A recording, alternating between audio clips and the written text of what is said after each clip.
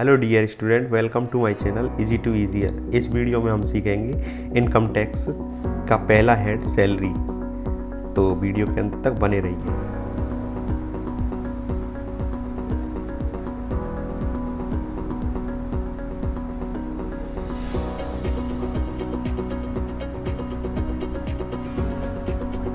तो dear student, जानते हैं असेसमेंट ईयर का क्या होती है। असेसमेंट ईयर यानी कर निर्धारण वर्ष। जिस वर्ष कर का निर्धारण किया जाता है उसे ही हम असेसमेंट ईयर या फिर कर निर्धारण वर्ष कहते हैं। अब जानते हैं प्रीवियस ईयर क्या होती है। प्रीवियस ईयर जिस वर्ष की आय पर कर का निर्धारण किया जाता है उसे हम प्रीवियस ईयर या गत वर्ष कहते हैं। आइए समझते हैं इस उदाहरण के द्वारा। यह है 1 अप्रैल 2020 से 31 मार्च 2021 और यह है 1 अप्रैल 2019 से 31 मार्च 2020। अब मान लीजिए इस वर्ष की आय पर कर का निर्धारण किया जाता है। इस वर्ष की आय पर कर का निर्धारण किया जाता है। तो जिस वर्ष कर का निर्धारण हो रहा है यानी इस ईयर को बोलेंगे हम असेसमेंट ईयर, और जिस वर्ष की आय यानी इनकम ली जा रही है उसे हम कहेंगे प्रीवियस ईयर यानी गत वर्ष। तो अब प्रश्न ये उठता है, क्या प्रत्येक कर्मचारी के लिए यह डेट 1 अप्रैल से 31 मार्च होती है? नहीं, यह सरकारी कर्मचारियों के केस में बदल जाती है। सरकारी कर्मचारियों के केस में यह डेट 1 मार्च से 28 फरवरी होती है।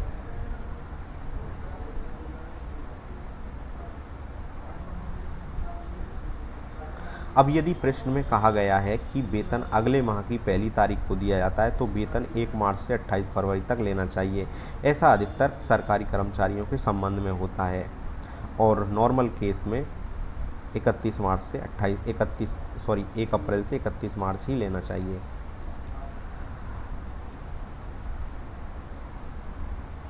अब बात करते हैं सैलरी। सैलरी क्या होती है, वेतन क्या होता है।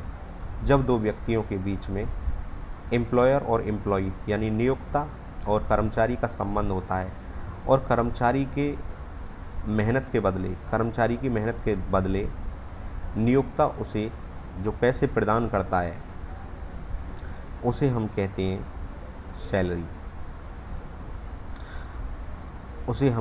सैलरी। अब ऐसा नहीं है कि एक नियोक्ता कर्मचारी को केवल पैसे ही दे, कुछ सुविधाएं भी प्रदान करता है।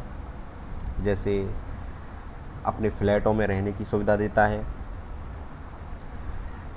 अपने ही स्कूल में बच्चों को पढ़ाने की सुविधा देता है, अपने द्वारा खोले गए अस्पताल में इलाज करवाने की सुविधा देता है, और कुछ सुविधाएं वो नगद देता है। नगद में यानी कि सुविधाओं को क्रय करने के लिए वो खुद पैसे देता है।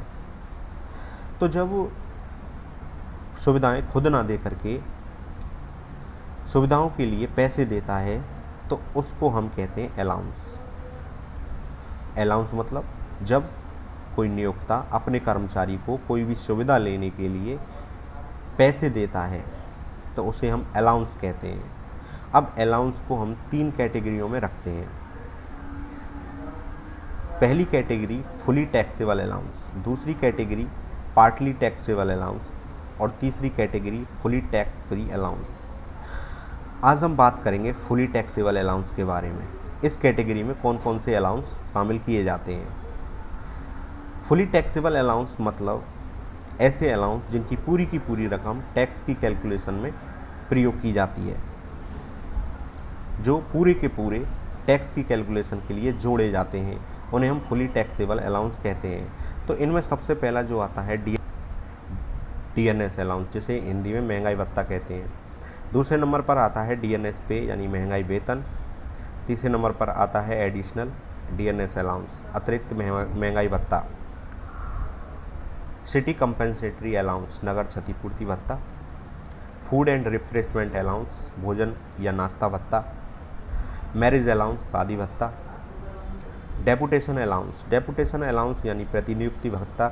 यह उन कर्मचारियों को दिया जाता है जिनका ट्रांसफ़र एक डिपार्टमेंट से दूसरे डिपार्टमेंट में हो जाता है और उनको उच्च पद संभालना पड़ता है। उच्च पद संभालने के लिए इस प्रकार का भत्ता उन्हें दिया जाता है। इसके बाद आता है वार्डनशिप अलाउंस। वार्डनशिप अलाउंस यानी हॉस्टल इत्यादि की देखरेख के लिए इस प्रकार के अलाउंस दिए जाते हैं। इसके बाद आता है नॉन प्रैक्टिसिंग अलाउंस, यानी कि प्रैक्टिस ना करने का भत्ता। यह सरकारी डॉक्टरों को दिया जाता है। सरकारी डॉक्टर कहीं और अपने प्राइवेट मरीजों को ना देखें, केवल अस्पतालों में ही सुविधा दें, इसलिए यह भत्ता दिया जाता है।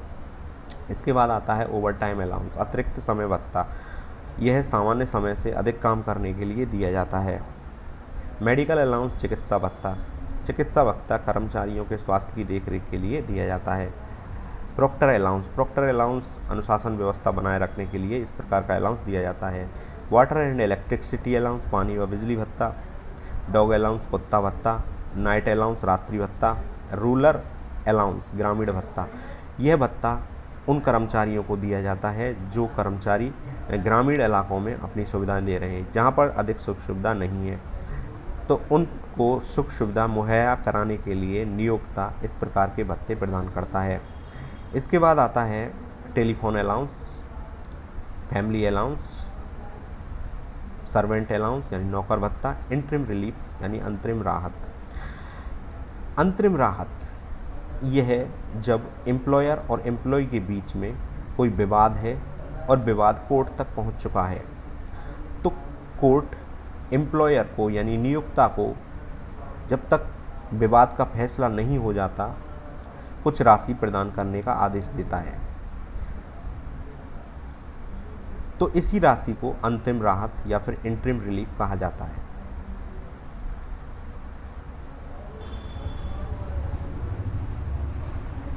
इसके बाद आता है partly taxable allowance. Partly taxable allowance में कौन कौन से अलाउंसेस शामिल किए जाते हैं, देखिए। पार्टली टैक्सेबल अलाउंस, सबसे पहला अलाउंस इसमें आता है हाउस रेंट अलाउंस। दूसरे नंबर पर एजुकेशन अलाउंस। तीसरे नंबर पर हॉस्टल अलाउंस। चौथे नंबर पर एंटरटेनमेंट अलाउंस। इसके बाद आता है ट्रांसपोर्ट अलाउंस। इसके बाद पर्सनल एक्सपेंसेस अलाउंस। इसके बाद travel area allowance, underground allowance, counter insurgency allowance, high altitude allowance, island duty allowance, highly active field area allowance.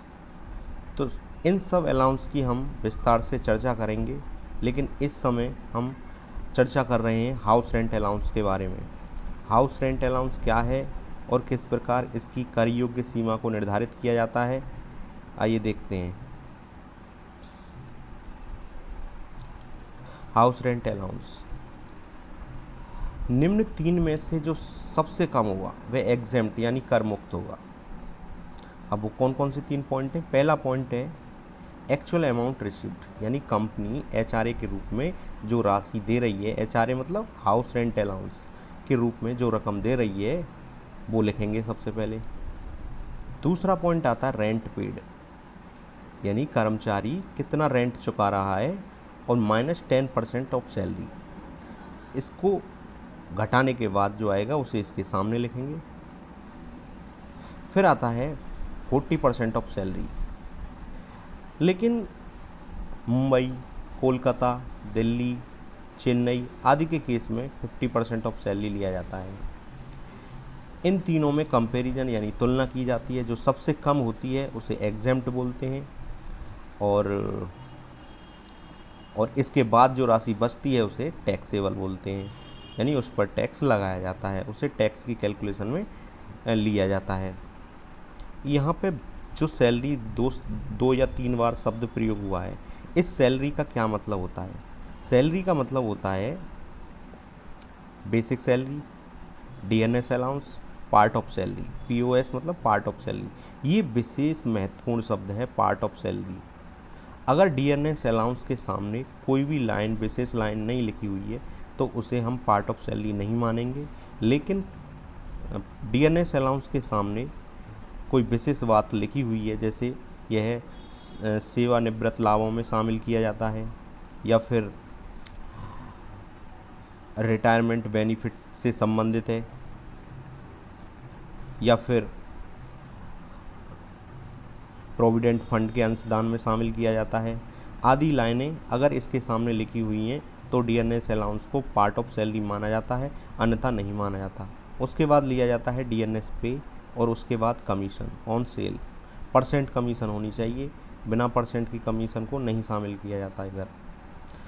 अब यहाँ एक बात है नोट करके है महत्वपूर्ण यह बात है, यदि कर्मचारी कुछ भी किराया नहीं चुका रहा है तो पूरी रकम कर योग्य होगी। अर्थात कर्मचारी किसी ऐसे मकान में रह रहा है जहां उसे कुछ भी किराया नहीं देना पड़ रहा, तो इन तीनों पॉइंटों में कंपैरिजन करने की कोई आवश्यकता नहीं है। जो जितनी राशि उसे कंपनी से प्राप्त हो रही है वह पूरी की पूरी राशि टैक्सेबल होगी। एग्जेम्प्ट तो प्रश्न ही नहीं उठता। आइए एक क्वेश्चन हल करने की कोशिश करते हैं। क्वेश्चन इस प्रकार है, मिस्टर ए दिल्ली की एक कंपनी में कर्मचारी हैं। उन्हें 9,000 रुपये वेतन प्रति माह, महंगाई भत्ता 2,000 रुपये प्रति माह, सेवा शर्तों के अंतर्गत लिखा हुआ है, तो इसका मतलब ये डीएनएस अलाउंस महंगाई भत्ता पार्ट ऑफ सैलरी है। 5% कमीशन और गत वर्ष की बिक्री 2 लाख रुपये है। मकान किराया भत्ता 1,200 रुपये प्रति माह और उनके द्वारा चुकाया गया किराया 15,000 रुपये है। मकान किराया भत्ता की कर योग्य राशि ज्ञात कीजिए। तो सबसे पहले हम देखते हैं बेसिक सैलरी कितनी है। बेसिक सैलरी 9,000 रुपये प्रति माह है, तो 9,000 गुणा 12 1,08,000। फिर उसके बाद इन्हें डीएनएस अलाउंस 2,000 रुपये प्रति माह मिल रहा है, 2,000 गुणा 12 24,000 हुआ। इसके बाद डीएनएस पे है नहीं है तो इसे छोड़ देंगे। इसके बाद परसेंट कमीशन है, सेल 2 लाख की है, उस पर 5% की दर से कमीशन है, तो ये हुआ 10,000। तो टोटल मिलाकर के कुल सैलरी हो गई 1,42,000। अब 1,42,000 सैलरी को ही प्रयोग किया जाएगा इन तीनों पॉइंटों में। इस जहाँ जहाँ सैलरी शब्द प्रयोग हुआ है वहाँ पर 1,42,000 संख्या का ही प्रयोग किया जाएगा, 1,42,000 रुपयों का ही प्रयोग किया जाएगा। तो सबसे पहले बात करते हैं यहाँ एक्चुअल अमाउंट रिसीव्ड कितना है। एक्चुअल अमाउंट रिसीव्ड यानी 1,200 रुपये प्रति माह मकान किराया भत्ता मिल रहा है, तो 1,200 गुणा 12 ये हुआ 14,400। इसके बाद बात करते हैं रेंट पेड इन्होंने 15,000 चुकाया और 15,000 10% ऑफ सैलरी ये वाली लेनी है 1,42,000, तो ये हुआ 15,000 किराया चुकाया माइनस 10% ऑफ 1,42,000। इसके बाद ये दिल्ली के रहने वाले हैं तो 50% ऑफ सैलरी लिया जाएगा। हाँ, 1,42,000 का 50% हुआ 71,000। अब इन तीनों अमाउंटों में सबसे कम है 800, तो एग्जेम्प्ट राशि हुई 800 और टैक्सेबल राशि हुई 14,000 माइनस 800, क्योंकि 14,000 उसे कुल मिल रहे थे, उसमें से जो एग्जेम्प्ट है वो माइनस किए, बचे 13,600। अब ये 13,600 की अमाउंट ही टैक्सेबल अमाउंट की गणना करते समय जोड़ी जाएगी। इस वीडियो में इतना ही। आशा करता हूँ आपको यह वीडियो समझ में आ गई होगी। अगर आपकी कोई समस्या हो, कोई क्वेरी हो तो कमेंट्स बॉक्स में ज़रूर लिखें। और हाँ, यदि आपको कोई टॉपिक कठिन लगता है तो कमेंट्स बॉक्स में अवश्य लिखें, मैं उस पर वीडियो अवश्य बनाऊँगा। धन्यवाद।